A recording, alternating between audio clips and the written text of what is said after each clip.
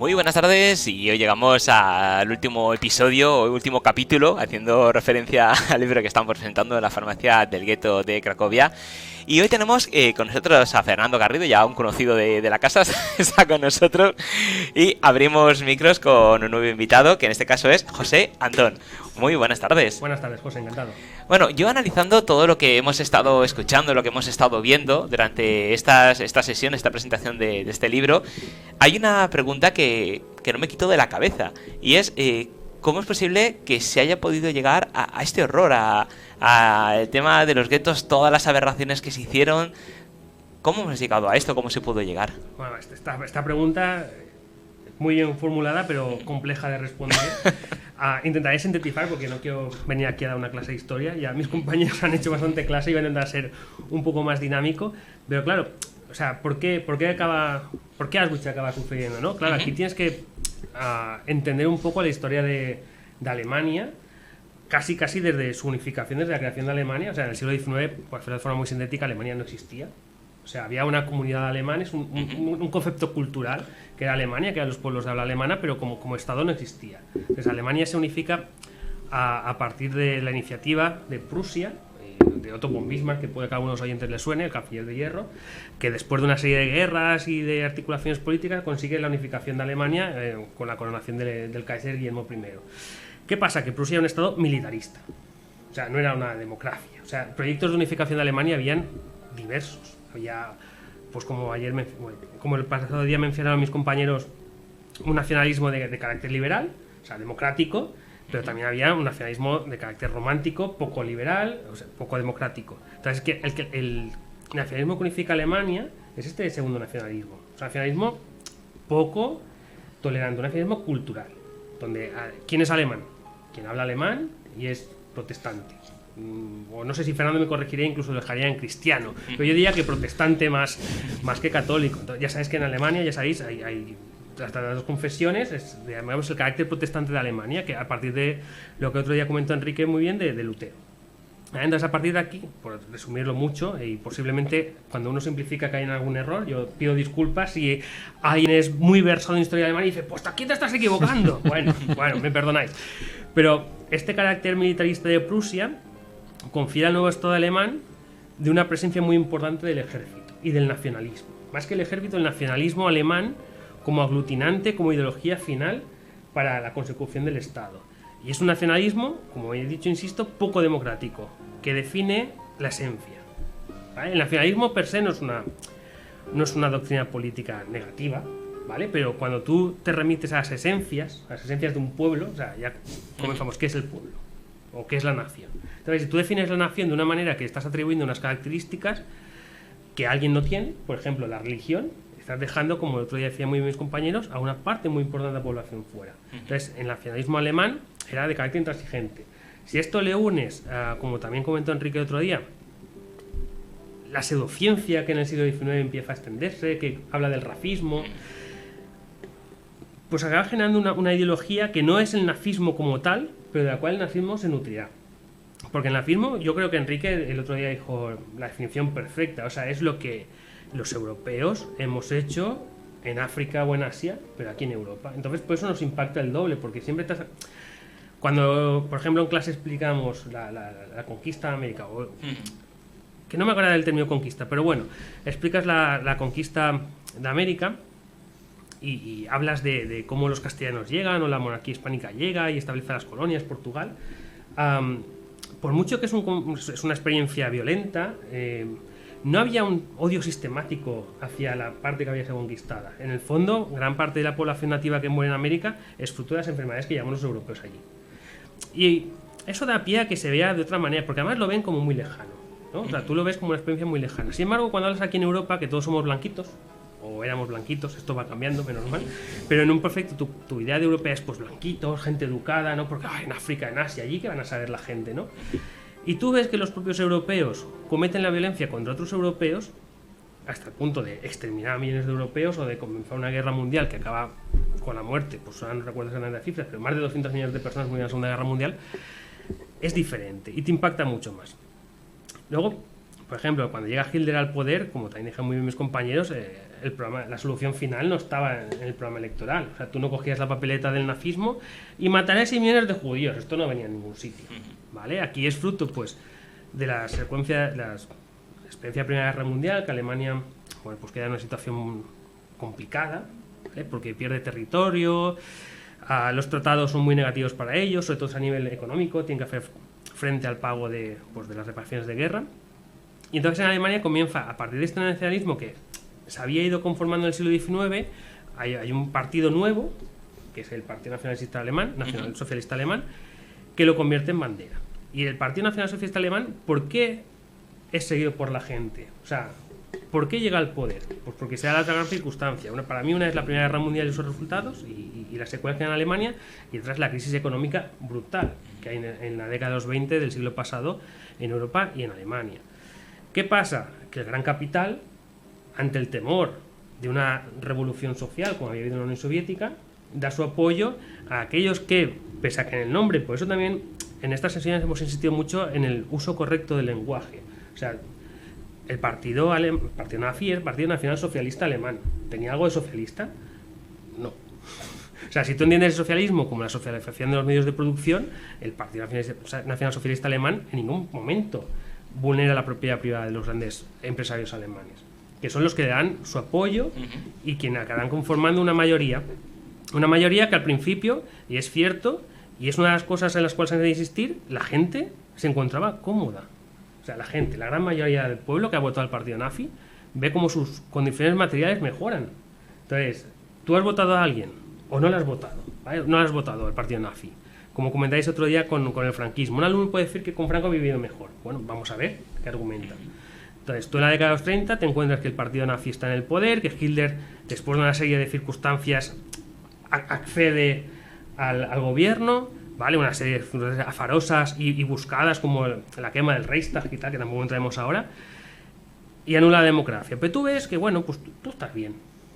Tu negocio va bien, tienes trabajo, hay un programa de vacaciones, se instaura un primer programa de seguridad social, por llamarlo de alguna manera, y tú estás bien. ¿Quién está mal? Bueno, pues los socialistas, que se quejan todos, los comunistas, que son lo peor, los gays, que bueno, son el demonio. Entonces, es un poco que una parte de la sociedad muy importante ve cómo sus condiciones materiales de vida, pues, mejoran. Y como mejoran, pues no eres el primero en protestar, ¿no? Bueno, tú cada vez estás mejor. Es un poco como no te interesa. Es un poco lo que decía otro día mi compañero Fernando, ¿no? O sea, tú quieres que, en teoría, los docentes tenemos que formar ciudadanos activos. O sea, el ciudadano activo tiene que ser capaz de protestar cuando algo que él no quiere para sí le está pasando a otro. Pero si tú eso no lo desarrollas, y en Alemania, claro, la pedagogía del siglo XX y en la década de los 20, pues no era la de hoy en día. Pero si tú no has formado ciudadanos activos y lo único que intentas son tus condiciones y no te afecta realmente a ti nada de lo que está pasando, si puede que no seas un ferviente nazi, pero tu silencio está dando tu apoyo. O sea, callar es apoyar. ¿Ves? En la década de los 30 pues hay una circunstancia muy muy compleja en Alemania, que pese a que la democracia es cortada de raíz por el Partido Nacional Socialista y empieza una dictadura, porque es una dictadura, como para una gran parte de la población la situación ha mejorado, hay un apoyo, cuando no ferviente, como mínimo silencioso, a la obra del partido nazi en Alemania. Porque también es cierto lo que cuentan todos mis compañeros, el partido nazi no entra y en el minuto cero del partido empieza a ejecutar a gente, a judíos, a homosexuales y a gitanos. No, esto es un proceso muy largo que como dijo muy bien Enrique, hasta que no llegue la Segunda Guerra Mundial, no actúa como detonante. Entonces, ¿qué hace también el partido nazi cuando llega al poder? Una cosa muy peligrosa y de la cual ya se ha hablado aquí en algunas sesiones, que es el uso de la historia. O sea, porque la historia, ¿cuál es su finalidad? Pues yo creo que para todos nosotros es un poco comprender. Pero comprender no es justificar ni legitimar, es comprender. Yo me quedé cuando iba a la facultad con un par de frases que haré alusión. Una era de Nikita Khrushchev, que era el secretario general del Partido Comunista de la Unión Soviética, que en el año 61 a mí una vez fue una frase así como: los historiadores son peligrosos, hay que controlarlos. O sea, un historiador porque es peligroso, porque él, si es honesto, no se casa con una verdad. O sea, tú puedes ser un historiador y tú puedes ser liberal, marxista, nacionalista, lo que te dé la gana. Pero a la hora de hacer tu trabajo, tú tienes que ser crítico. O sea, porque la crítica es lo necesario para la historia, claro. no la aceptación de las verdades. Entonces, lo que hace el partido nazi es un uso descarado del pasado alemán para conformar una Alemania que no existía, pero para conformarla en la realidad.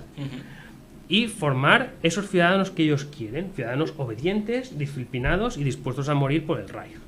Y ahí está el papel de las juventudes hitlerianas. No sé si quieres añadir alguna cosa, Fernando.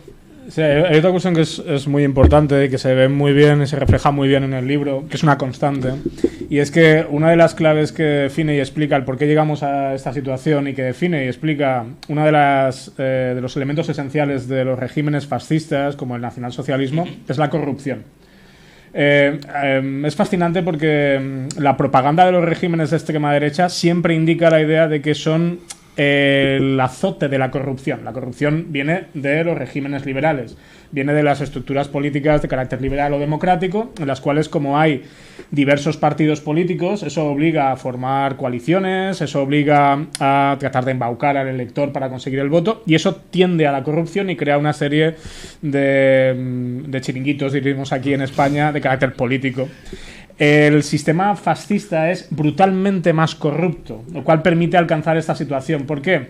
Porque la corrupción empieza arriba, y desde arriba se crea una estructura de Estado que domina por completo todos los espacios de la vida. Ahí el concepto de totalitarismo llega a influir desde la administración, la justicia, la educación, hasta la propia conciencia a través de la propaganda. Y en todos esos espacios, las personas que participan saben que pueden obtener un beneficio ajeno a la legislación, a los órganos regulares o a las estructuras regulares de administración y organización si participan de la corriente general. Y eso es lo que provoca que pueda existir luego todo este tipo de fenómenos. Por ejemplo, el gueto. El gueto es un fenómeno que está concebido originalmente como una manera de segregar a las diferentes poblaciones que hay dentro de los diferentes espacios políticos y diferenciar entre distritos arios, distritos, por ejemplo, polacos católicos, distritos judíos. Se buscan soluciones diferentes al exterminio para los judíos. Por ejemplo, antes del inicio de la Segunda Guerra Mundial se está hablando de conducirlos a todos a Madagascar. Y es una negociación en la que entran las democracias liberales, incluido el gobierno de Polonia. El gobierno de Polonia, antes de ser invadido por el régimen nazi y por la Unión Soviética de Stalin, está negociando con Francia y está negociando con Inglaterra y con la Alemania de Hitler derivar a la población judía para evitar un conflicto vinculado a esa población a Madagascar. Cuando se crean los guetos, el gueto se sustenta en la base o en la idea de que todos aquellos que participan en el gueto van a obtener un beneficio del mismo, con lo cual en parte la violencia está justificada y sobre todo, y es lo más interesante, se ofrece al que sufre el gueto la ilusión de que pueda haber una salida de esta violencia. Porque si una persona tiene precio, si un guardia tiene precio, yo le puedo sobornar, como hace Pankiewicz continuamente, para que me permita que entre comida o para que permita que entren medicamentos y la gente pueda sanar, eso quiere decir que ese guarda, con el precio adecuado, puede ser capaz de salvar una vida incluso, como va a ocurrir con muchos de ellos. Esa ilusión es muy importante por el régimen nazi porque tiene un doble juego. El primero, todo el mundo participa porque todo el mundo busca tener algún tipo de beneficio, no solamente los órganos y estructuras de las diferentes fuerzas y órdenes de seguridad alemanes, sino también incluso algunos colaboracionistas polacos, ya que en Polonia no hay un colaboracionismo de Estado, como ocurre en la Francia de Vichy, pero sí que hay polacos que colaboran con el régimen nazi. Y luego, en segundo lugar, eso crea la ilusión de que podré comprar mi libertad. Una de las razones, por ejemplo, por las cuales parte de los que iban a ser exterminados en los campos de exterminio aceptaban en parte el viaje que les conducía a la muerte, es porque se les indicaba que debían llevar sus pertenencias para que cuando llegaran allí con ese oro o con esos metales preciosos podrían comprar algo. ¿El qué? Un mínimo de vida, un mínimo de existencia, un lugar donde residir, una cama, la supervivencia. Y el régimen nazi es un régimen brutalmente corrupto. De hecho, Polonia es saqueada por los nazis. Todo, su patrimonio, la mano de obra esclava. Y todas estas estructuras sirven a ese régimen corrupto. Y es una de las cuestiones que a mí me insisto más en los trabajos introductorios que hemos hecho. Todos hemos incidido en este aspecto porque la historiografía, incluso la historiografía actual, cuando habla del nazismo, habla siempre de una especie de orden basado en ese elemento esencialista al que hacía referencia José, esa idea de que el alemán es de alguna manera ordenado, siempre bien dispuesto, una persona eficaz. Y en el fondo el régimen nazi se caracteriza por algo es porque hacía palidecer cualquier forma de corrupción que se haya vivido en otro lugar, como por ejemplo en la Comunidad Valenciana hace unos años. Creo que también vivimos algo de corrupción, me parece, ¿no? Y en Madrid también, ¿no? Si me permites un apunte, o sea, lo que dice Fernando me parece muy contradictorio, muy paradójico. Por ejemplo, las formaciones de extrema derecha o el fascismo siempre aluden a la patria y son los grandes defensores de la patria, de la nación, y son los que más van a luchar por la nación. Pero luego, a poco que rascas en la historia y su experiencia de gobierno, que menos mal que ha sido muy limitada, te das cuenta que es lo que ha hecho Fernando. O sea, eran los tíos más corruptos sobre la faz de la tierra. O sea, todo tenía un precio, todo se podía comprar y vender. Entonces, eso también nos tiene que permitir valorar un poco nuestro sistema. Nosotros vivimos una democracia liberal con muchas carencias, como es obvio, pero como mínimo tenemos un juego de contrapesos que permite, aunque sea muy a posteriori, como lo veo aquí en la Comunidad Valenciana, que dice Fernando o en Madrid, a posteriori tú sabes que quien lo ha hecho seguramente lo acabará pagando en algún momento, no como nos gustaría como ciudadanos al minuto cero, pero sí te permite pues interponer unas denuncias y que son admitidas, se juzga con bastante poca celeridad, todo hay que decirlo, pero bueno, eso te lo permite. Sin embargo, en estos tipos de gobiernos totalitarios que se envuelven en la bandera, por eso a mí me parece muy peligroso lo de envolverse en cualquier tipo de bandera. O sea, creo que es una manera de ocultar que tu único fin es enriquecerte, como dijo otro gran presidente de esta comunidad. Entonces, son cosas que siempre me han llamado mucha atención.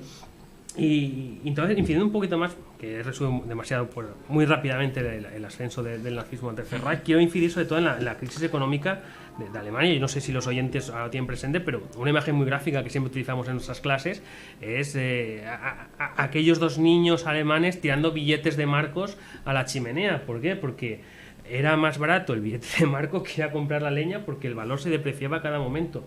Eso también nos tiene que poner un poco en alerta, pues para momentos presentes no hay que decir, como se dice mucha gente, no, es un paralelismo, estamos viendo la década de los 30 del siglo pasado. No es exactamente igual, porque la historia no se repite al 100% de la misma manera, pero sí que me tenemos que estar un poco al loro de quien utiliza las crisis económicas que desgraciadamente en este país sufrimos de manera muy, muy recurrente, y que ahora pues parece que vamos a entrar en una, si no estamos ya inmersos, para que aquel discurso como el del nazismo, muy simplista, muy maniqueo, de culpar a los otros, porque las explicaciones históricas y las explicaciones de cualquier tipo siempre son concausales. No hay una causa, no es por esto, no. Hay muchas causas que hay que jerarquizar, y entonces siempre tienes que estar muy alerta de qué clase de discursos se nos intentan vender. Sí, además tiene una máxima que, como bien comentabas y recogiéndote el guante, tiene una línea muy clara. Es decir, están aprovechando una situación complicada de la sociedad, están utilizando el miedo y utilizan una promesa de los que estaban no han hecho nada, pero yo os prometo que os voy a sacar de pobres, si vuestro negocio va a florecer, vais a ser ricos o vais a tener dinero, vuestra situación va a mejorar mucho, pero solo si me votáis a mí, me elegís a mí, porque yo voy a limpiar toda la gente que os está robando, voy a limpiar a todos aquellos que os van a quitar el trabajo, y nuestros productos y vosotros vais a ser los primeros y lo demás después. Es un discurso que hemos escuchado a Donald Trump, por ejemplo, American First, por ejemplo, otros no tan lejanos también están diciendo lo mismo por aquí. Entonces, un poco el caldo de cultivo y la base es la misma, es A, B y C. Y es triste. En Alemania además se dio la circunstancia de que hubo un enorme caos electoral que impidió la formación de gobiernos estables. Entonces Hitler, durante toda la etapa de gobierno y luego durante la Segunda Guerra Mundial, vende la promesa de que ellos son el orden y que con ellos viene el orden. Y en épocas de crisis e inestabilidad, como manifestaba Antón, eso vuelve muy, muy difícil el hecho de que una persona pueda valorar lo que hay detrás, porque lo que aprecia es ese orden que añoraba. Hay una paradoja que se narra en el libro que a mí me fascina.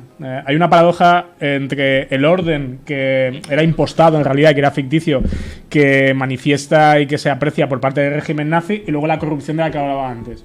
En un capítulo se narra cómo un camión militar alemán en el gueto, por accidente, atropella a un viandante. El viandante es un judío, obviamente, que está en el gueto caminando. Por atropellarlo, tienen que llamar a sus superiores y llevan a cabo un informe pericial.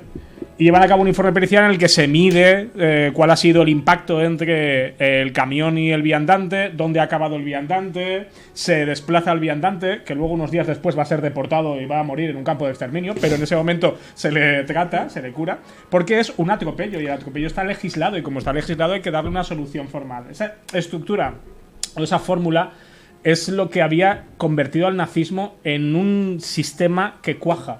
La idea de decir, nosotros traemos el orden. Para cada uno de los problemas que hay en Alemania, que son enormes, o en Europa, si lo extendemos, nosotros tenemos una solución y podéis confiar en nosotros porque la vamos a aplicar. Somos alemanes, no somos de ninguna raza inferior que se dedican a dormir la siesta, como por ejemplo ocurriría con los latinos.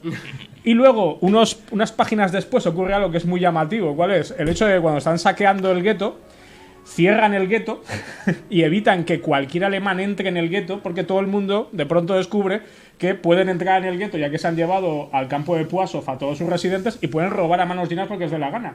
Y tienen que impedir por decreto que entren. ¿Para qué? Para que las mujeres de los altos oficiales entren primero y puedan escoger lo que quieren de cada una de las residencias donde los judíos que han ido al campo de Puasov pueden escoger. Yo quiero esto, yo quiero esto, yo quiero aquello.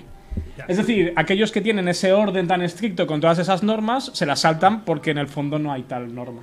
Una de las características del nazismo justamente es el expolio. O sea, el expolio de quien es tu rival racial, entre comillas, por favor, o político. Porque el expolio en Alemania será también hacia los comunistas y los socialistas, pero cuando comienza la guetización de los judíos, también se roban los negocios y se roban las casas. Entonces, luego, después de la Segunda Guerra Mundial, que es un tema que creo que mis compañeros son mucho más expertos que yo, pero hay un problema. ¿Qué pasa con los supervivientes? Ellos eran dueños legítimos de viviendas, de negocios. ¿Y ahora quién los está ocupando? ¿Un judío quiere volver a Europa después de la Segunda Guerra Mundial, después de la experiencia del Holocausto? ¿Vale? Entonces, como a colación de lo que decía Enrique otro día, la experiencia tan bonita que tuvo con su alumna, con Hassan, si no recuerdo mal que era el nombre, y si lo he dicho mal le pido disculpas.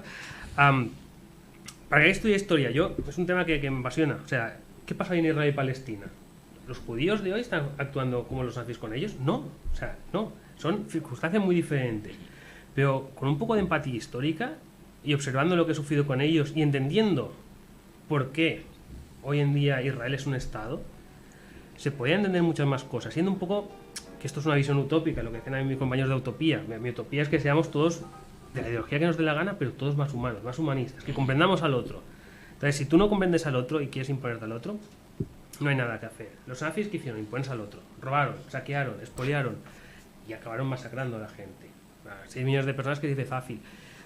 Hemos hablado mucho de la experiencia que han tenido mis compañeros en Auschwitz y en otros campos han visitado. Yo, a los oyentes, yo les conmino a que visiten un campo de concentración y que vean la experiencia por ellos mismos, porque te abruma. Te abruma si vas con unos conocimientos, porque bueno, después hablaremos también de esta cuestión, pero que hoy en día también es un producto de masa, se ha comercializado, por decirlo de alguna manera. Pero si tú vas con unos conocimientos y sabes lo que ha sucedido, simplemente el hecho de observarlo es increíble. Y también, bueno, ya puestos a recomendar, si pueden visitar Nuremberg, que allí se empezó a construir la sede del Partido Nacional Socialista, que se ha conservado como un espacio, lo que hablamos el otro día, un espacio de memoria, de memoria bien entendida, donde tú vas allí y se te explica cuál era el proyecto del partido nazi en Nuremberg, de crear este gran, pues que habían creado un espacio, o sea, un centro que tiene que poner esos para 50.000 espectadores, colosal, o sea, de típica arquitectura nacionalsocialista, o sea, muy a lo grande todo, y te impacta en las ruinas, porque visitando las ruinas puedes visionar qué iba a ser aquello y para qué se iba a destinar.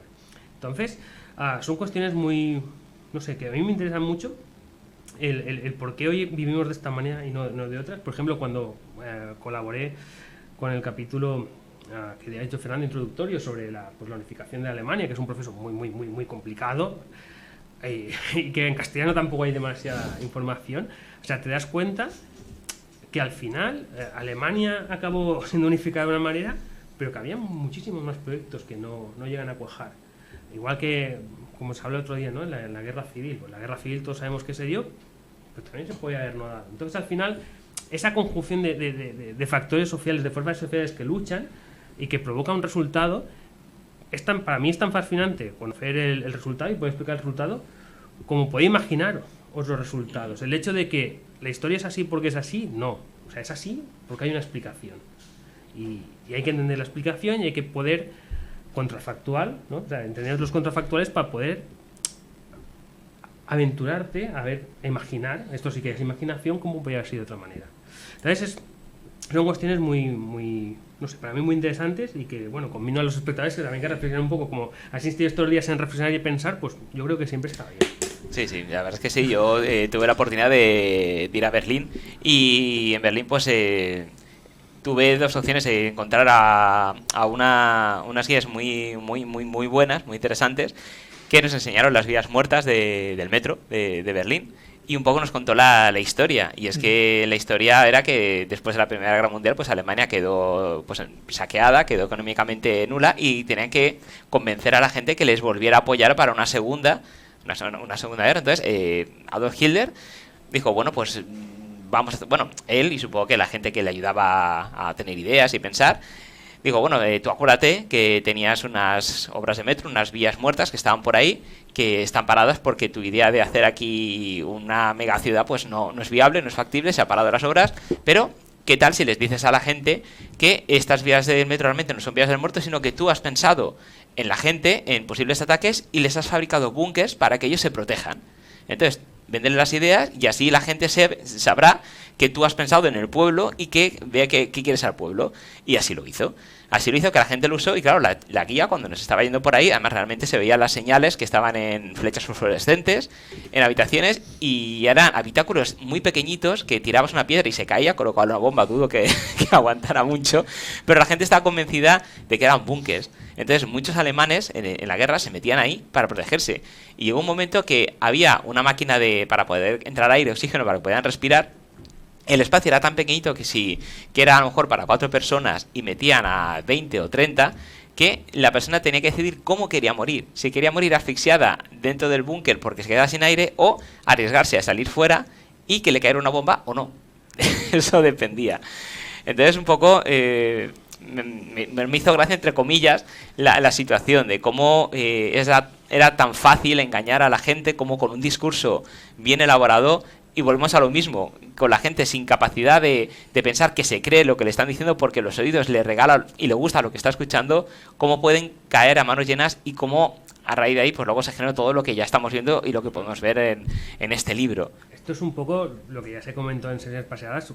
O sea, la religión, normalmente asociamos religión a una creencia espiritual, pero el nacionalismo, de una manera exacerbada, también es una religión. Tu único ideal en la vida es ser alemán. O sea, y tú eres un buen alemán porque eres rubio, alto, con ojos azules, estos tópicos habituales, ¿no? Pero tú crees en Alemania como gran idea motora de tu vida, entonces ves a Hitler, ¿no? Como nosotros podemos ver a Pedro Sánchez o a Chimo Puig o incluso a Donald Trump, o sea, como un presidente momentáneo que lo habrás votado o no, puedes estar de acuerdo o no, pero bueno, estará 4 años y sabes que es un gestor político. Tú no ves a Hitler como un gestor político, lo ves como un mesías, o sea, una imagen religiosa, es como el Papa, como si hay una persona muy católica que aún cree en la infalibilidad del Papa, que el Papa es la voz de Dios en la tierra. Pues para un alemán en los años de la década de los 30, pues un alemán cuyo ideal en la vida es ser alemán, o sea, es su única aspiración en la vida, Hitler es la voz de Dios, que es Alemania en la tierra, es el elegido para guiar a Alemania al Reich de los 1000 años, que como dijo muy bien Enrique otro día, pues duró mucho menos de 1000 años, lo cual hemos de estar muy satisfechos todos, porque si no, hoy en día igual, bueno, no estaríamos aquí, o sí o no, no lo sé, pero seguramente no, seguro que no estaríamos hablando en castellano, esto es seguro, o seríamos la Florida del Reich, pues no sé, que más o menos es lo que somos también, pero bueno. De todas maneras, hay un gran número de alemanes efectivamente que adoptan el nacionalsocialismo como una religión laica, pero no hay que olvidar otra cuestión, y es que hay un gran número de alemanes que no ven en Hitler a un mesías, ven en Hitler al principal promotor de su riqueza. Y eso es una cuestión que no cabe perder de vista. A veces el fascismo aparece como una ideología de carácter mesiánico que conduce a grandes masas hacia un futuro prístino en el cual se va a consolidar lo que la historia en teoría le ha legado a un pueblo, que es la grandeza del imperio, etcétera, etcétera. Pero en el fondo, cuando rascamos un poco y vemos a los Thyssen o vemos a los Krupp, o vemos a figuras como oportunistas como Oskar Schindler, encontramos a individuos que lo que están buscando es lucro personal y están buscando una acumulación de capital que les permita enriquecerse. Y ahí encontramos, por ejemplo, la plana mayor prusiana, que, como decía antes Antón, desde la época de Bismarck han contribuido al controlar la creación del Estado-Nación alemán y que luego van a contribuir, a través de su apoyo al nacionalsocialismo, a expoliar a polacos, a judíos, a gitanos, y que luego, y esto es lo más interesante, cuando acaba la Segunda Guerra Mundial, estos individuos se encuentran en un frente abierto, en una lucha abierta entre el comunismo y el liberalismo, entre Estados Unidos y la Unión Soviética, y se convierten en los agentes de los Estados Unidos para la conformación de las democracias liberales controladas o gestionadas por estas familias que siguen teniendo el poder y que van a perpetuarse en el poder ahora bajo principios liberales y que van a huir de posibles juicios por parte de la historia o por parte de cualquier organismo. De tal manera que nos encontramos con una élite económica que antes, durante y después del expolio es capaz de nadar en aguas turbulentas para seguir acumulando capital y seguir explotando a todo aquel que se ponga a tiro, ya sea los alemanes avant la lettre, antes de que existiera Alemania, ya sean los polacos utilizados como esclavos, polacos católicos, polacos judíos, polacos ucranianos, o ya sea más adelante trabajadores, proletariado alemán, cuando se cree la RFA, la República Federal Alemana. Y estos van a ser, por ejemplo, los que van a financiar algo que terriblemente sigue existiendo a día de hoy, es el negacionismo, la idea de que nada de esto existió. Porque si existió, eso quiere decir que estas personas tendrían que responder por esos actos y obviamente no lo pretenden porque ellos han continuado en el poder cambiando esas figuras que a veces son mesiánicas y a veces son simples líderes políticos. O sea, en el fondo, una de las cosas que se achaca, por ejemplo, a la democracia española es, o en un lenguaje que hay en algunos partidos, es la segunda restauración o el régimen del 78. Y se acusa de que no ha habido una desfranquicización, o no sé cuál sería la palabra exacta para definirlo, y se alude mucho a Alemania e Italia como referentes, cuando en la realidad la desnazificación alemana es muy superficial. O sea, es como si en una cebolla quitas la primera capa, has quitado la piel, vale, sí, no te vas a comer a Hitler y a Himmler porque los has quitado, pero todo lo que hay debajo sigue siendo la Alemania nazi. Sí. O sea, de hecho hay un libro de Mark Mafauer, que es La Europa Negra, que yo os recomiendo a nuestros oyentes, que es abrumante y te das cuenta que en la República Federal Alemana, en 1957, o sea, que habían pasado 12 años del fin de la guerra, continúan vigentes muchas leyes de la Alemania nazi. Entonces, generalmente en España tendemos a magnificar lo que se hace fuera, a menospreciar un poco lo que hacemos aquí, para todo, incluso en la historia y en la política. Entonces, puede ser cierto que hoy en la democracia es heredera de muchas cosas del franquismo, como no puede ser de otra manera cuando simplemente es el régimen el que accede a transformarse, pero no te puedes poner en un espejo con la Italia y la Alemania como si aquello hubiera sido la fiesta y un día eran nazis y al día siguiente dejaban de ser nazis. No, el nazismo, como bien ha dicho Fernando, se mantiene, y se mantiene porque hay un grupo económico que tiene muchos intereses en sí podar un poco las hojas más turbias, pero que en el fondo lo que es la economía, el control de la economía, continúa en mismas manos. Y esto continúa, incluso no sé si podríamos decir hasta hoy, pero bueno, continuó durante mucho tiempo. Y la riqueza de Alemania, o de las grandes clases, de la clase empresarial alemana, fue principalmente quien colaboró con el nazismo. Y cuando acabó el nazismo, pues sí, sobre la democracia, pero sin perder el control sobre la economía. Y esto es muy importante. El fascismo es una ideología que podemos decir que a las clases sociales trabajadoras se le vende como un ideal, como lo decíamos antes, como una religión laica, pero que en el fondo lo que oculta es el control de los medios de producción y de una estructura económica muy marcada y muy definida. Eso pasa en Alemania, pasa en Italia, y sin entrar en el debate si el franquismo fue fascista o no, que podríamos estar aquí 5 o 6 días, pasa en España también. Entonces eso es un... No hay que dejar que lo que es las hojas o los elementos más visibles te oculten aquello que está en un segundo plano. Y otro punto interesante que sí que me gustaría tratar antes de que os marchéis es ¿qué os parece que en esta época todo este movimiento, lo que contáis en este libro, la farmacia de Gueto de Cracovia, todo lo que pasó en la Segunda Guerra Mundial, en los campos, se haya convertido en un fenómeno de masas, se haya convertido en un argumentario de películas, de series, de libros, no sé, como si fuera un cuento, por así decirlo. Yo aquí, si me permites, te voy a contar a modo de anécdota personal. Yo no he podido hacer el viaje con mis alumnos, o trabajo en otra comunidad, pero sí que he ido a Auschwitz con mi mujer.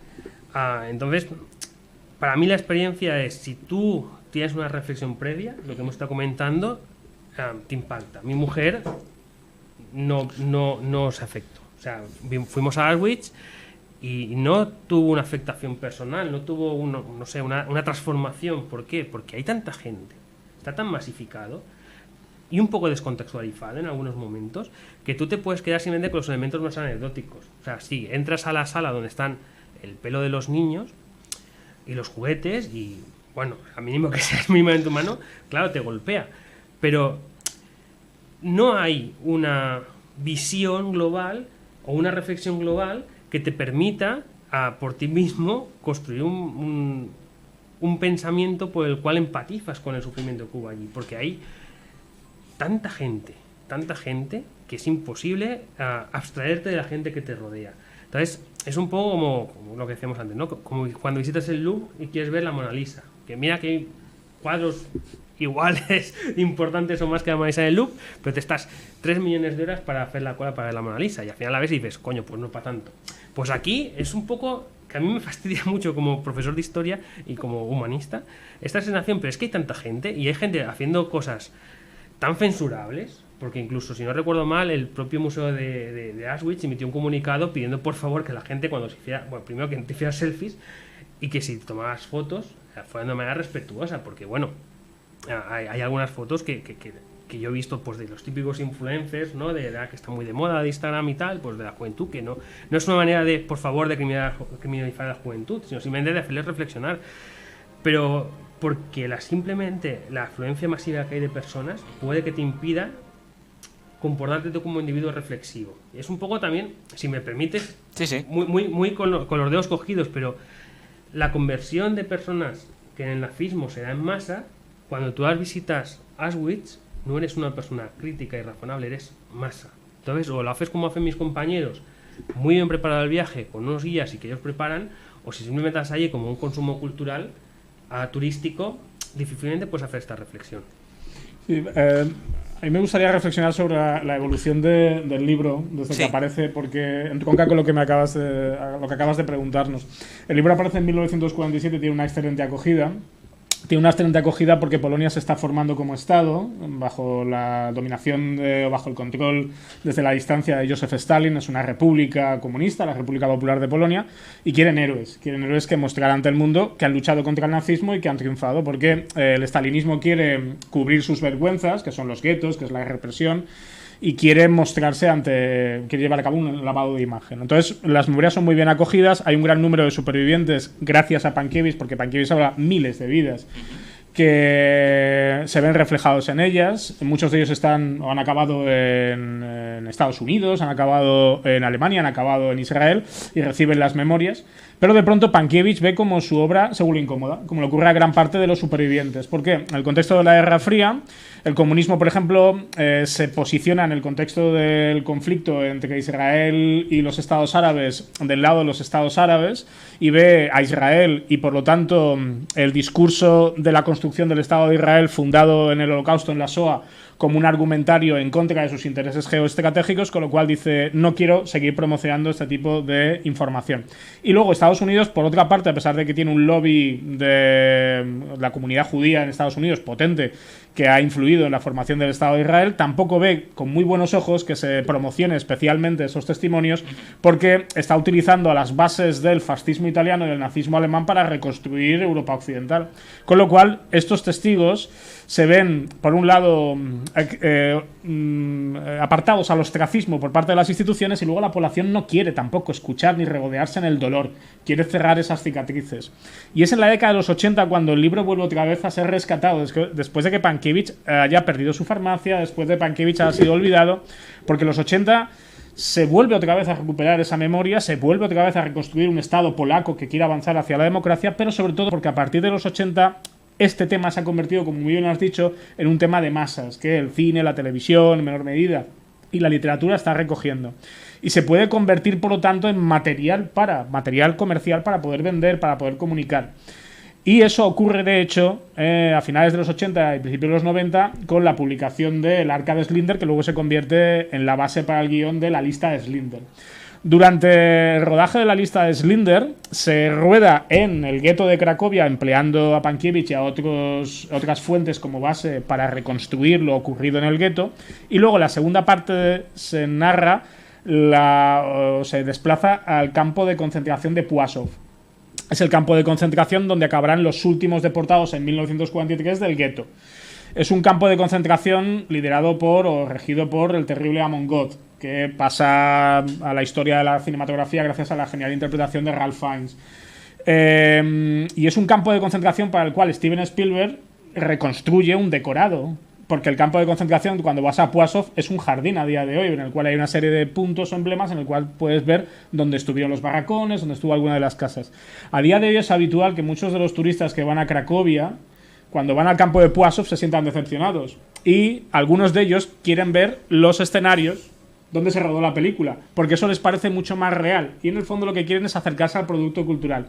Con eso que estoy diciendo, los productos culturales vinculados al fascismo, vinculados al nazismo y vinculados al holocausto tienen un doble valor. En primer lugar, hay que reconocerlo, gracias a ellos seguimos hablando de estos asuntos. Eso es muy importante. Yo soy especialista, por ejemplo, en la España del siglo XIX. A mí me gustaría que se hablara de los campos de reconcentración de Valeriano Weyler, el general español que luchó contra los independentistas en Cuba, porque fue una barbaridad. Pero no hablamos de los campos de reconcentración, ni hablamos, por ejemplo, de Leopoldo II de Bélgica, las barbaridades que cometió en el Congo. No tienen tanta repercusión el genocidio armenio, no tiene durante la Primera Guerra Mundial, las barbaridades cometidas por los holandeses durante la Edad Moderna en el proceso de colonización en el Pacífico Sur. Y ya me gustaría que tuvieran tanta literatura y tanta cinematografía, con lo cual en parte me alegro. Pero en parte me preocupa por lo que ha dicho Antón, porque ya no hay ningún tipo de bagaje crítico. Hemos reducido esto a un mero argumentario que sirva a unos intereses narrativos. Dos ejemplos significativos es una película, Malditos Bastardos, de Quentin Tarantino, y una serie muy reciente que es Hunters, estrenada en Amazon Prime. Y en las dos, tanto en la película como en la serie, se resucita a Hitler. Hostia, acabo de hacer spoiler con la serie. Al final sale Hitler. Y la tía que aparece se va a Brown. Sorry. Es una aberración. ¿Por qué? Es una aberración porque esa banalización de la historia acaba llevando a una persona sin una formación específica a jugar con el mal, a banalizar igualmente los crímenes, el horror, la brutalidad. Y es una cuestión que este tipo de textos, y sobre todo, como bien dijo el otro día Enrique, su trabajo adecuado en el aula, que no es hacerlo leer para poner un examen escrito y ya te apañarás con la lectura, sino la tertulia, el trabajo de respeto y de escuchar al alumno, todo ello, vuelvo a repetir, es especialmente importante para aprovecharnos de que hay una corriente de opinión general. Como decía Pérez Reverte, cada día aparece una nueva profesión de Auschwitz, el barbero de Auschwitz y tal, pero que esa corriente de opinión no nos prive de poder apreciar qué es lo que hay detrás. Un último apunte y con eso termino. A la vez que sacábamos nuestro libro se reeditaba por parte de Planeta, nada que ver con nosotros, Planeta es una editorial secundaria, se reeditaba el farmacéutico de Auschwitz. El farmacéutico de Auschwitz tiene mucho más tirón, no solo porque Planeta tiene tiene mejores distribuidores, sino por el hecho de que hay un fetichismo por el mal que conduce a ver las barbaridades que cometía ese farmacéutico en Auschwitz, frente a, por ejemplo, el rasgo de humanidad que hay detrás de Pankiewicz. Pues quizás deberíamos de poner en valor a Pankiewicz y deberíamos no de olvidar al farmacéutico de Auschwitz, pero sí dejarlo en un segundo plano para celebrar a Pankiewicz. O sea, el problema cuando estudias el nazismo también es, como lo comentó Fernando otro día, el fetichismo que ponen algunos alumnos por el mal, simplemente por sus gustos cinematográficos o por la industria del videojuego, que tampoco vamos a demonizar aquí ahora. Yo no creo que nadie por jugar a un juego se vuelva nazi, o sea, vamos a ser sinceros. Pero esto es un tema preocupante también, porque tú tienes que ser capaz de a un alumno o a una persona cualquiera llevarlo más allá. O sea, no te quedes simplemente... Por ejemplo, el nazismo vende mucho por la estética. O sea, yo tenía alumnos, igual que seguro mis compañeros, que estaban omnibulados por la estética nazi, por los uniformes, por los desfiles... que algunos hoy en día se siguen copiando estos desfiles de antorchas. Tú cuando ves un desfile de antorcha corre por si acaso. Entonces, es un tema realmente complejo porque cuando hay tantos productos culturales, por ejemplo, la última película que vi fue la de Jojo Rabbit. Bueno, no sé si la vi entrar porque me dormí, no voy a hacer un spoiler porque es que me quedé un poco dormido. Pero en el fondo, cuando tú banalizas tanto un fenómeno como el nazismo, con sus consecuencias para millones de personas, tienes que tener una ciudadanía muy formada y muy reflexiva para poder saber lo que es entretenimiento, lo que es explicación y lo que es la búsqueda de la verdad. Y yo creo que aquí en este juego hay que ir con mucho cuidado. Y cuando un profesor, ya habla un poco como nuestra responsabilidad, a sus alumnos les recomienda un producto cultural, este producto tiene que estar muy trabajado en el aula. No puede ser, como ha dicho Fernando, simplemente pues léete el libro o vete la película y ya te doy 2 preguntas, porque esto no llega a ningún sitio. Pero yo creo que incluso nosotros aquí pegamos un poco de formación incluso con nuestros amigos, que a veces ya ni nos llaman, ¿no? Porque es cierto. O sea, vas a ver una película y tú luego lo que quieres es contextualizar y que entiendan y tal y cual, y al final es el típico pesado que está dando la chapa y dice, pues déjame ver la película tranquilo. Entonces, yo creo que es una labor que hay que hacer, no ya como profesores o como historiadores, que no me considero historiador, como Fernando es un historiador, yo soy profesor de historia, que es muy diferente. Un historiador tiene que desarrollar una serie de mecanismos y articular y escribir, que es lo más complejo, porque no es ir a las fuentes, es después transformar las fuentes en conocimiento, que esto es muy complicado. Yo cuando he intentado me ha salido de aquella manera, esto lo reconozco, pero como profesor de historia ni siquiera creo que es mi labor, es nuestra labor como ciudadanos, o sea, que la gente sea reflexiva y que antes de tomar una decisión, cualquier decisión en tu vida, reflexiones, porque es lo principal. Sí, yo creo que es fundamental pues poder pensar, poder recapacitar. Y es muy necesario porque, tristemente, no todos los docentes son como vosotros. Y se preocupan y se ocupan de que sus alumnos tengan criterio propio, tengan pensamiento propio, sepan la historia cuál es de verdad, que puedan decidir, puedan pensar, pero siempre con un bagaje, con algo detrás que les ayude a opinar. Y a lo mejor pues ven películas, pues o Malditos Bastardos, Operación Valquiria, 1000 películas de producto de Hollywood que se ha hecho, y se queden con el producto de Hollywood, se queden con la historia porque les parezca más atractivo, porque les parezca más atrayente, o porque haya más morbo, más tiros, más escenas, y prefieran eso que leerse pues un libro, por ejemplo, como este que tenemos aquí.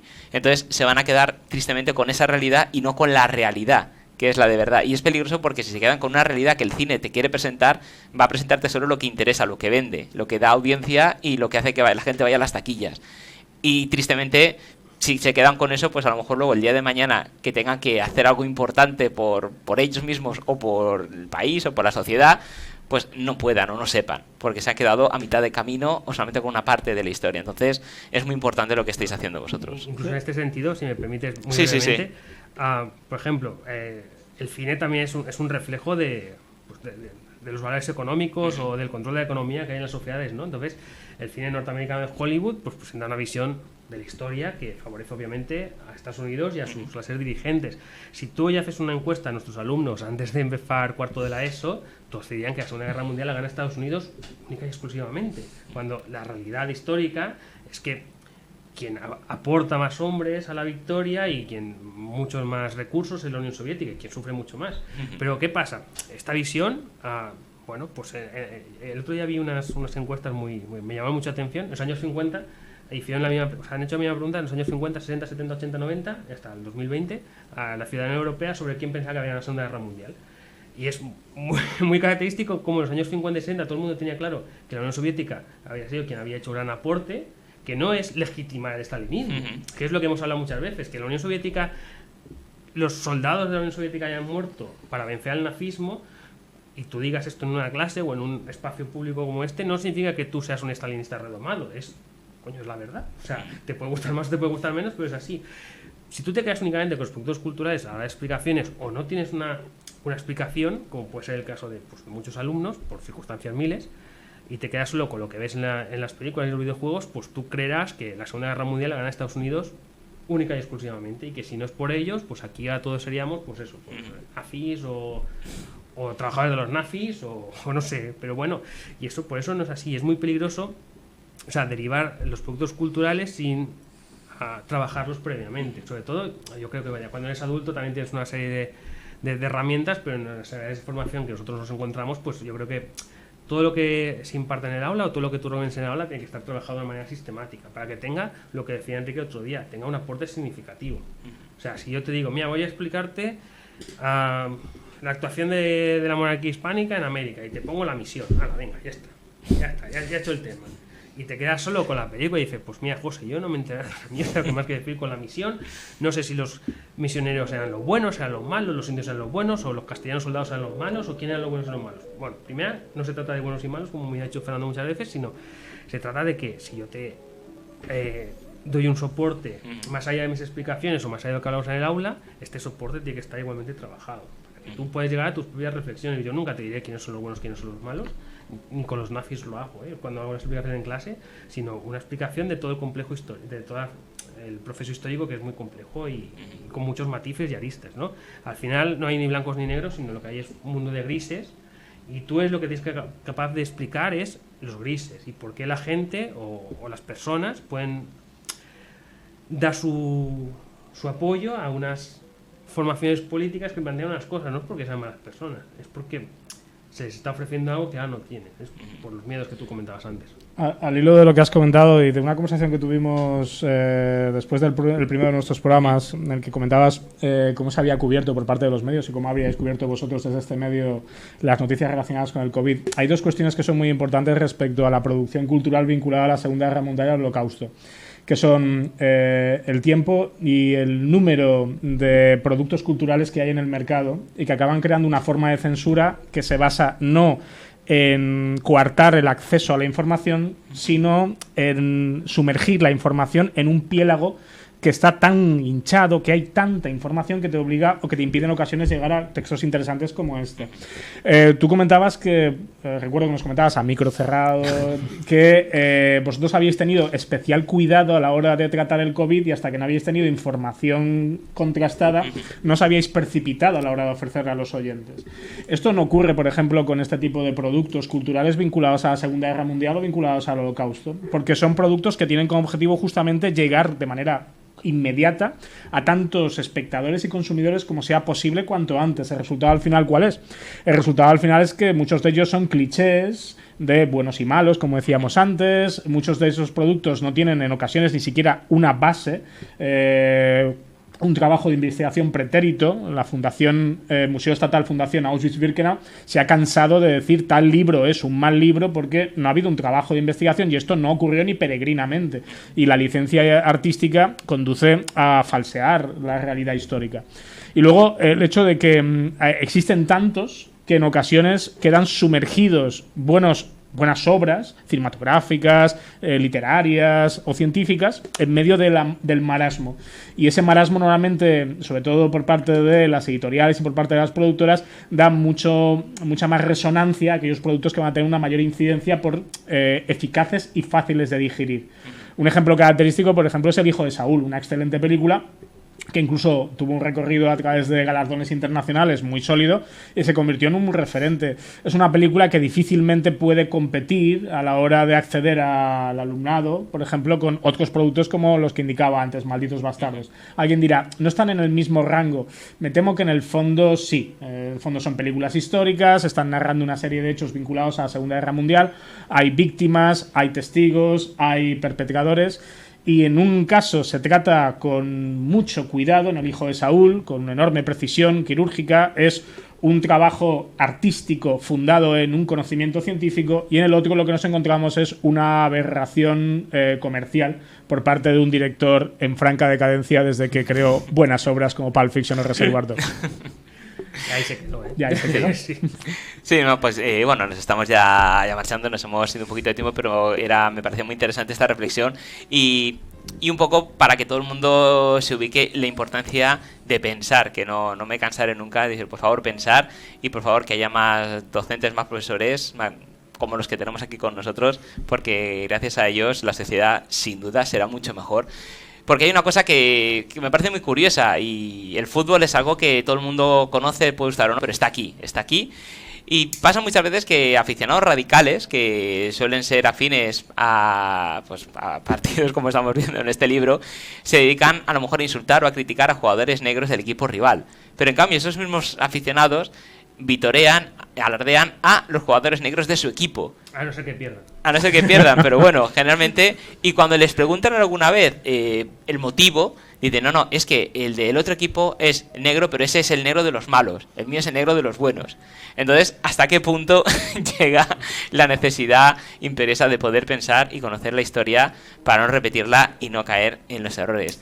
Ha sido un verdadero placer estar con todos nosotros, Fernando Garrigo, Francesc Cerdá, José Antón, Enrique Jiménez, que no está con nosotros. Muchísimas gracias por presentarnos la farmacia del gueto de Cracovia, Tadeusz Pankiewicz. Y esta es vuestra casa, estos son vuestros micros. Cualquier cosa que queráis, será un verdadero placer estar con vosotros. Antes de despedirme, os dejo los micros para que pongáis la guinda a este espacio. Te parece que empiezo yo y tú sabes un poco más. Bueno, en primer lugar, agradecerte, José, que nos hayas invitado aquí a hacer esta presentación. Y bueno, darte las gracias por esta oportunidad que hemos tenido. Y bueno, yo dejo más a Fernando, pero promocionar el libro, que espero que los oyentes lo compren y que lo disfruten. Y bueno, si les podíamos dar alguna edición de email, así si alguien lo lee y quiere hacernos algún comentario, pues claro. Sí, ¿no? ¿Cómo lo Sí, ves? bueno, mira, no, tenemos una página de Facebook que, si no recuerdo mal, es como se llama como el libro, El farmacéutico del gueto de Cracovia. Podéis entrar allí, si lo leéis, nos dejáis alguna sugerencia, comentario, y alguno de nosotros, en algún momento de la vida, os contestará. ¿Cuándo? Esto es más difuso, pero en algún momento no sufráis que tenéis una contestación. Sí, en primer lugar, agradecerte mucho estos 4 programas que hemos disfrutado juntos. Animar a todos los que nos estén escuchando y viendo a que se acerquen al libro. El libro es el resultado de un enorme esfuerzo que tiene como objetivo no solamente dar voz a Tadeusz Pankiewicz, que es una persona cuyo heroísmo, por mucho que él no se considera un héroe, y su implicación y su necesidad de no ser solo un testigo, sino de actuar ante el mal absoluto que fue el horror del nazismo, le confiere un lugar en un panteón, no solamente en el panteón de los héroes del Holocausto, que es que de hecho tiene una serie de reconocimientos tanto en Polonia como en Israel, sino un panteón entre todos aquellos, como decía Antón, que nos sentimos humanistas y que pensamos que esta es la manera adecuada de actuar. El libro tiene un aparato crítico que busca ayudar al lector y sobre todo volver a recordar, como hizo en alguna sesión anterior Enrique, por ejemplo, a 2 personas que no han estado en estas sesiones. Uno es Enrique de Villamor, que es el responsable de la Asociación por Tradición y Cultura Europea, es embajador de la memoria histórica, del Holocausto del Museo Auschwitz-Birkenau en España, y que es el responsable editorial de la obra, y Eduardo Campo, que también es responsable editorial y que es el artífice de la parte física del libro, sin la cual tampoco existiría. A los dos un enorme abrazo, muchos recuerdos y muchas gracias por todo. Y a ti también. Perfecto, pues muchísimas gracias. Y antes de despedirnos, importante, ¿dónde podemos conseguir este libro? Se puede conseguir a través de la página de la Asociación por Tradición y Cultura Europea, que es Auschwitz Online, todo junto. También en librerías Elcar. Y los enlaces, por ejemplo, se encuentran en nuestra página de Facebook, la farmacia del gueto de Cracovia, y picando simplemente la farmacia del gueto de Cracovia en Google aparecen referencias al libro. Estupendo. Pues muchísimas gracias, y lo dicho, esta es vuestra casa y los micros están abiertos para cuando queráis. Muchas gracias.